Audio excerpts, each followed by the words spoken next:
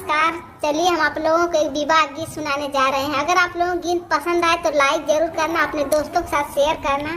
तो चलिए सुनिए, हम आप लोग सुनाते हैं। मचिया ही